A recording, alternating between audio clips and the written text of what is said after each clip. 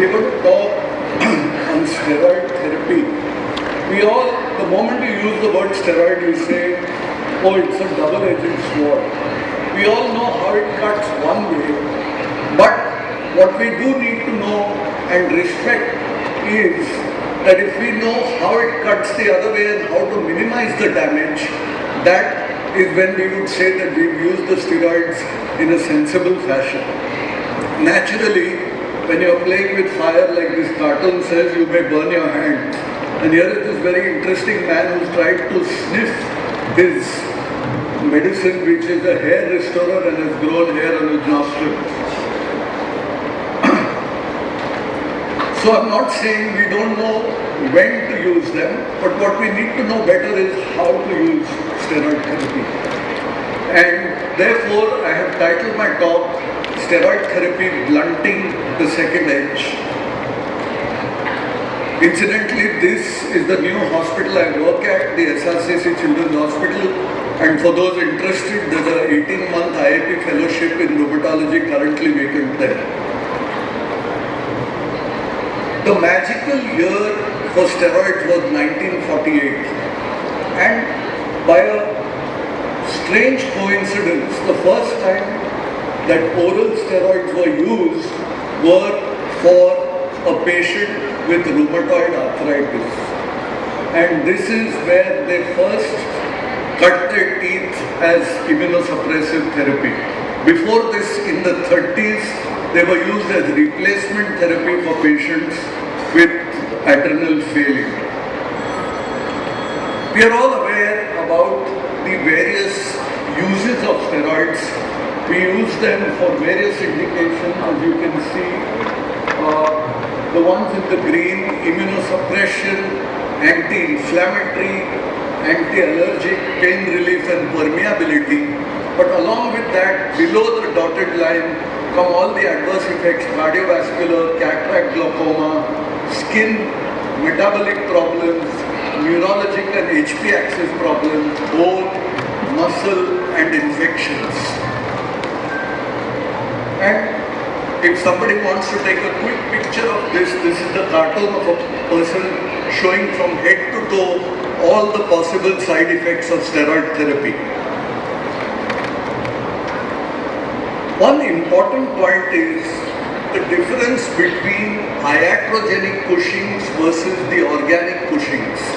Patients with iatrogenic Cushing's show eye features, bone features, pseudotumor, pancreatitis and paniculitis much more commonly, while they show hypertension, hypokalemia and androgen excess less commonly.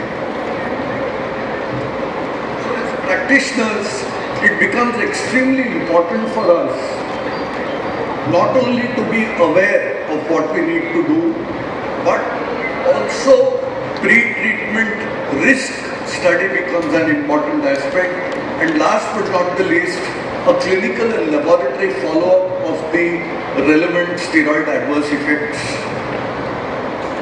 Now we all know that we use steroids in these modalities: IV, oral, inhalant, topical, dermatological, ophthalmic and intra-articular. And I'm going to touch very quickly on the safety measures we need to take to minimize steroid therapy, adverse effects when we use the drug for these various routes. This will take you back to your pharmacology days, and you will recall that the steroids are basically divided into three groups. You have the short-acting hydrocortisone and deflazacort, intermediate-acting prednisolone and methylprednisolone, and the long-acting dexamethasone. And these are the various potencies, and you will realize the potency goes higher as you go lower in the table, and the sodium returning potency is exactly the reverse. And those are the various tablets available in the market.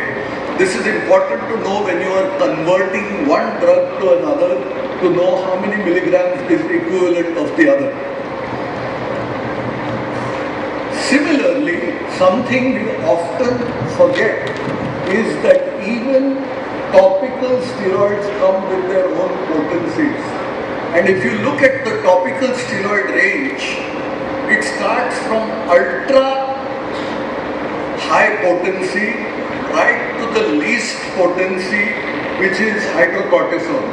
And please beware the drug which is mentioned on top, and I will show you the reason why in a case in the next few slides. Clobetasol propionate. Do not use the drug for more than 5 to 7 days at a time. And then these are the other various drugs which you will see in the marketplace. It's very important to know which is high, which is medium, and which is low. Similarly, when you look at ophthalmic steroids, even there is a hierarchy.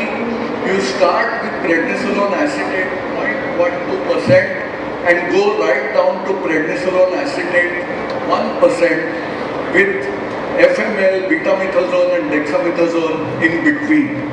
This is very crucial to know. Now, we all know that we use oral steroids as replacement therapy, but we also use it as short burst rescue therapy like we do for children with asthma. We use it in high doses for induction of remission in various rheumatological illnesses. We use it as bridge therapy till our disease-modifying drugs start taking their effect, or in some diseases as low-dose maintenance therapy. What is most important to know is what is the physiological dose of steroid.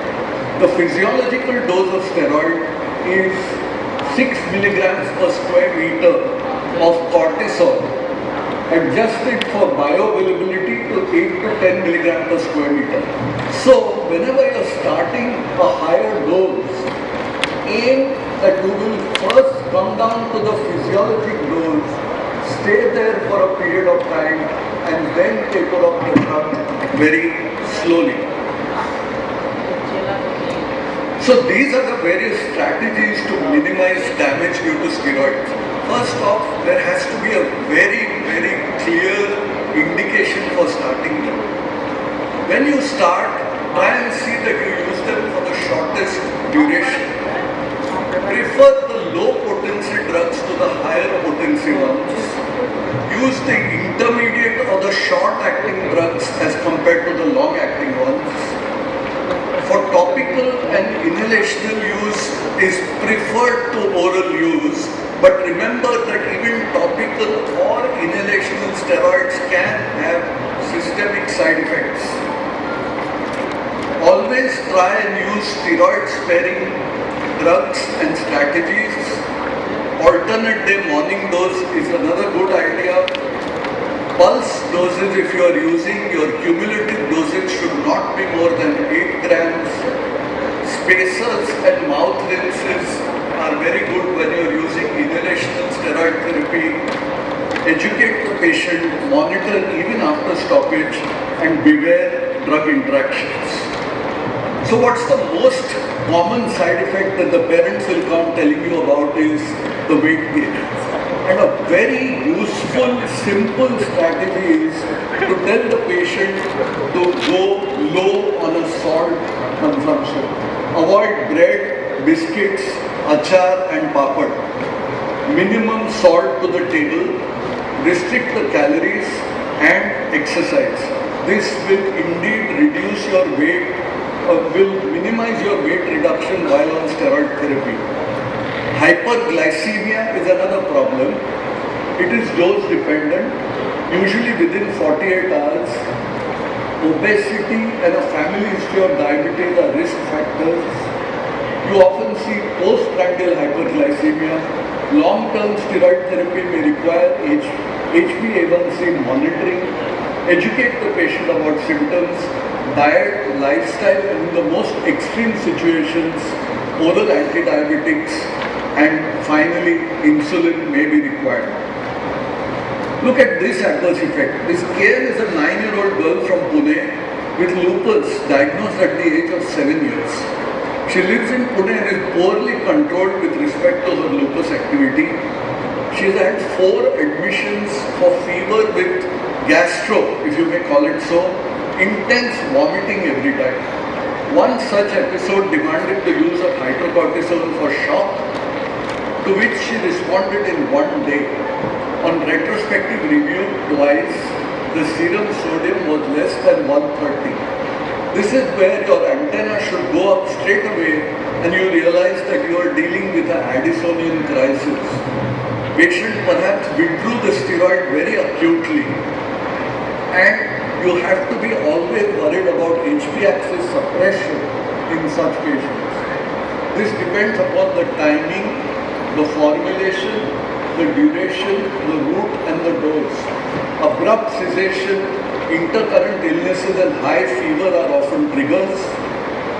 Remember, vomiting as an important feature of acute Addisonian crisis. Hyponatremia clinches your diagnosis for you.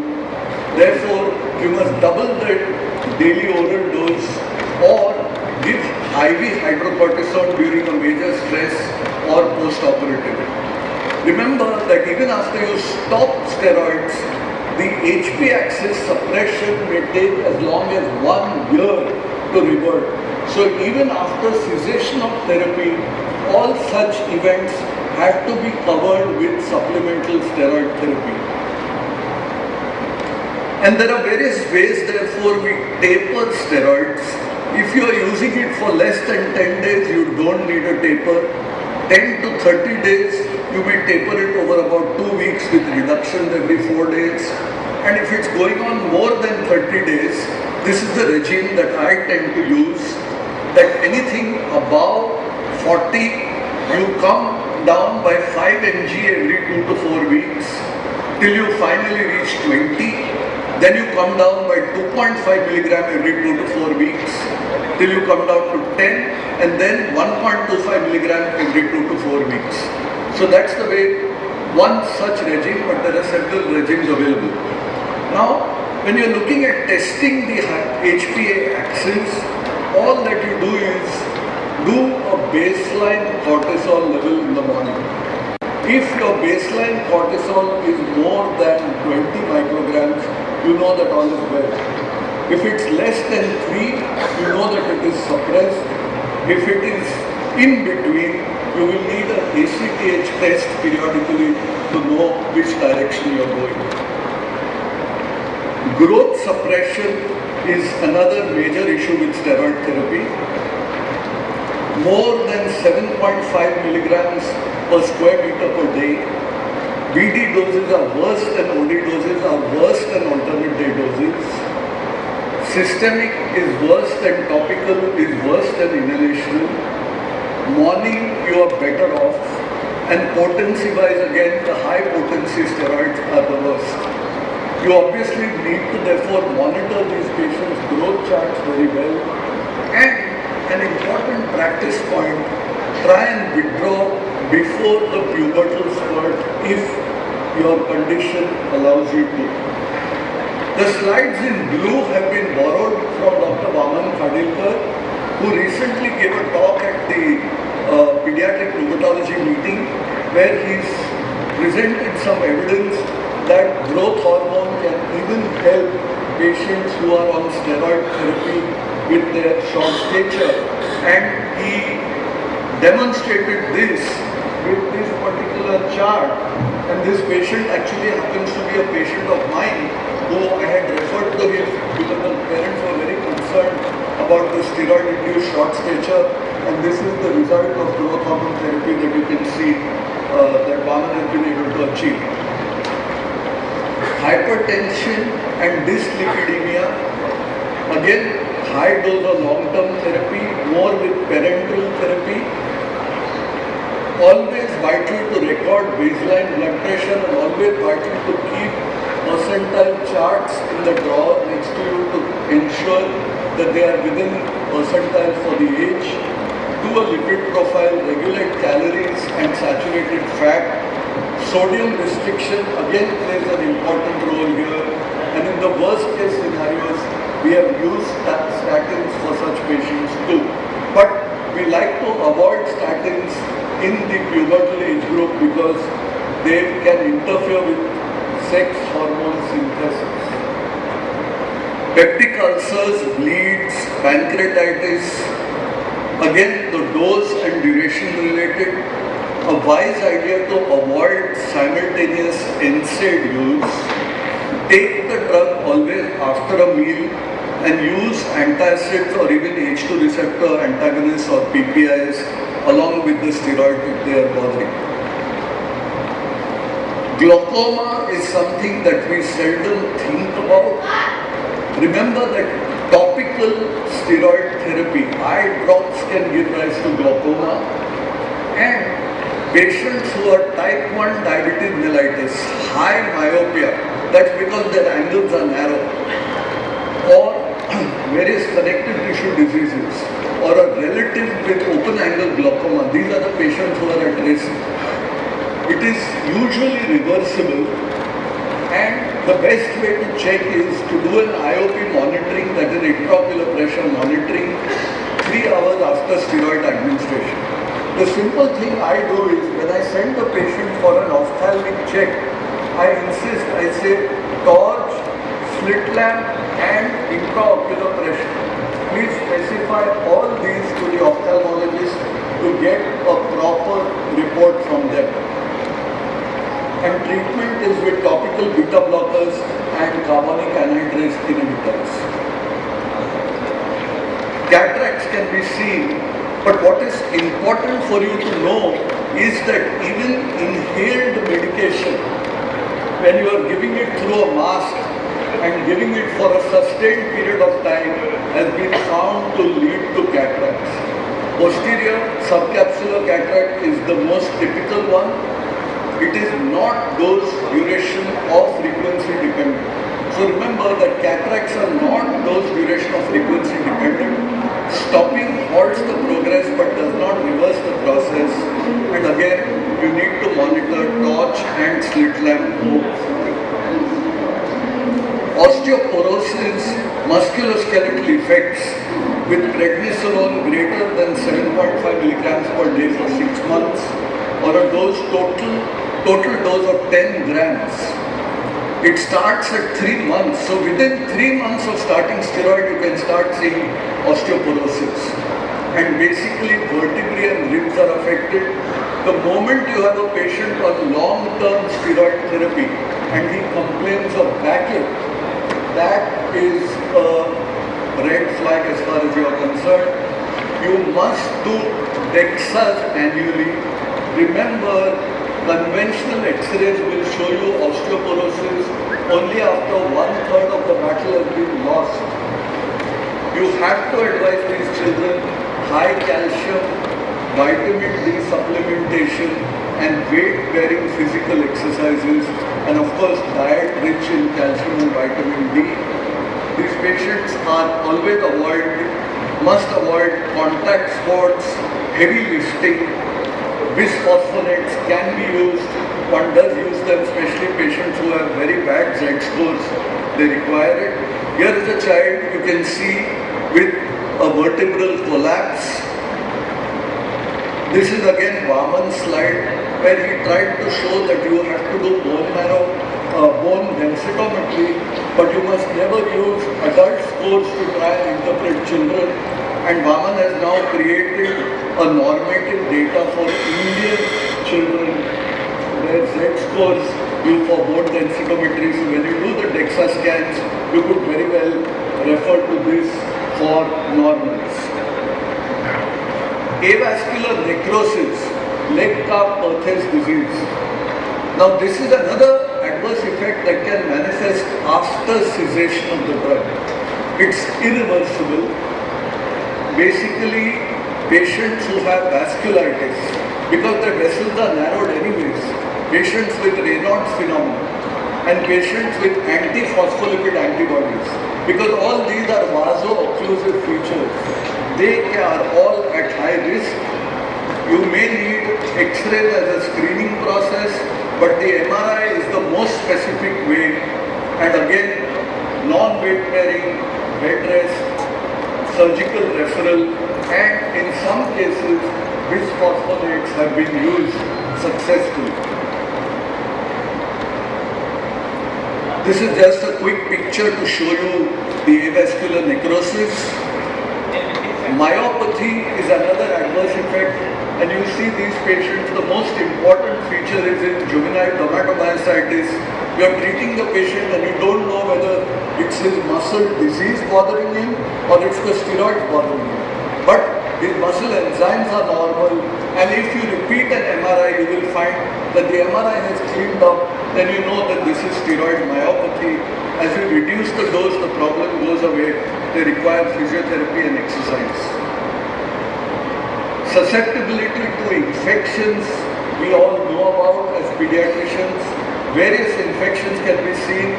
Therefore, it's most crucial for you to screen for tuberculosis, HIV, HPSAG, HCV before commencing a patient on steroid therapy. I think all of you know this.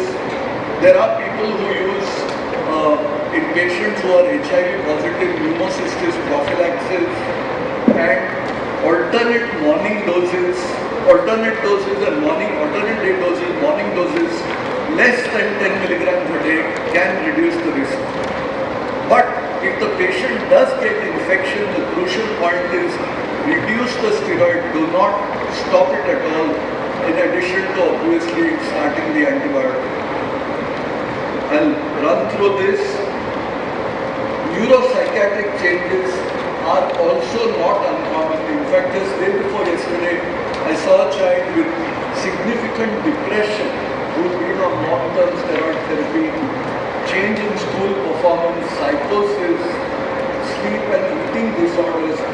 And if you reduce the dosage, that is, if your primary disease allows you to, or you use a steroid-sparing drug, you should be able to get out of this quite easily.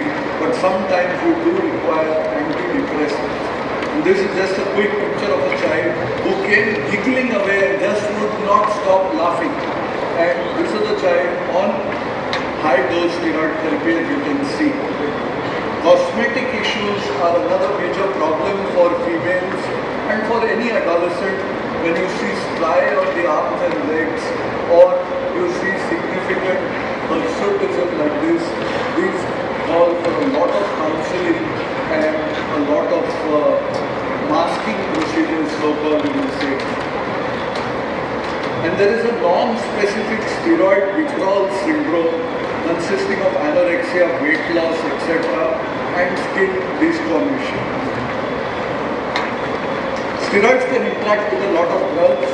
Of these, anticoagulants, diuretics and digitalis, anti-diabetic drugs, macrolides. Macrolides are the ones you need to be careful about because those are the ones we use more commonly, and anticonvulsants and rifampicin. So basically, AKT, anticonvulsants and macrolides are the three groups that we need to take home as pediatricians. Fertility, pregnancy, lactation, fertility, conception, no effect. Pregnancy, if you want to use a drug for fetal indication, like they give betaminazole for lung maturity, you use a fluorinated compound. If you want to use it for maternal indication, you use a non-fluorinated compound. And therefore, similarly, in lactation, non-fluorinated are safe, and you must feed 4 hours after the dose. No live vaccines to be given, especially if the patient is on a high dose of steroid, that is 20 mg per day or more than 20 mg per day for more than 2 weeks. You must withhold live vaccines, and if you are planning to start steroids, give varicella vaccine prior to initiation. For special routes, remember when you are giving pulse IV therapy, control the blood pressure, monitor the heart rate, pulse and BP. If you are giving intra-articular, subcutaneous atrophy will be a side effect. I'll show you a picture. And inhalational steroid, the best is to use spacers and gargle. This is a picture of subcutaneous atrophy. And I'll quickly just show you this one slide because I'm running short of time and I don't want to encroach on the next person. But this is a child with clobetasol propionate applied locally who came with iatrogenic Cushing's.